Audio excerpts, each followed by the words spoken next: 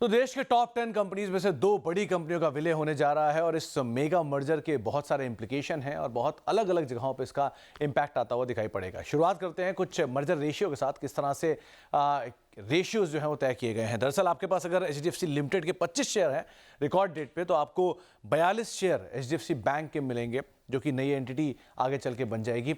और इस नई एंटिटी की किस तरह की रूपरेखा होगी वो आपकी स्क्रीन पर है। दुनिया का चौथा सबसे बड़ा बैंक के तौर पर ये शुमार होता हुआ दिखाई पड़ेगा। अलग अलग पैरामीटर्स हैं, लेकिन टॉप 10 बैंक्स में आप इसको आता हुआ देखेंगे। इतना ही नहीं, करीब 12 करोड़ कस्टमर हैं, 8300 से 8500 के आसपास कंपनी की ब्रांचेस रहेंगी और 1,77,000 कर्मचारी होते हुए दिखाई पड़ेंगे इस नई एंटिटी के। इतना ही नहीं, अगर मार्केट कैप के लिहाज से देखें तो करीब 12 लाख करोड़ रुपए के आसपास की मार्केट कैप, बैलेंस शीट रफली 32 लाख करोड़ तक पहुंचते हुए दिखाई पड़ेगी।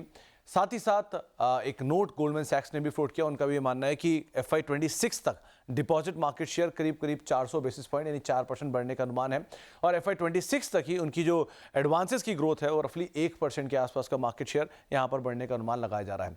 इतना ही नहीं, उनका ये भी मानना है कि अगले 8 साल तक बैंक को रकम जुटाने की जरूरत नहीं पड़ेगी। हालांकि CAR को लेकर थोड़ा बहुत प्रेशर रहेगा, लेकिन अदरवाइज इनको रकम जुटाने की जरूरत अगले 8 साल तक नहीं पड़ने वाली है।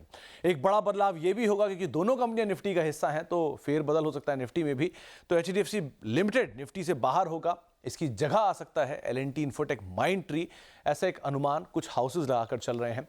इतना ही नहीं, उनका यह भी मानना है कि अगर डीमार्ट F&O में शामिल हो जाता है तो वो भी निफ्टी का एक प्रोबेबल कैंडिडेट के तौर पर आता हुआ दिखाई पड़ सकता है। और साथ ही साथ सेंसेक्स में भी अगर फेरबदल होता है तो वहां पर JSW स्टील एंट्री ले सकता है। तो कुछ फेरबदल इंडिसीज के अंदर भी आते हुए दिखाई पड़ेंगे, लेकिन एक मेगा मर्जर है और उस मेगा मर्जर की कुछ आंकड़े आपके सामने।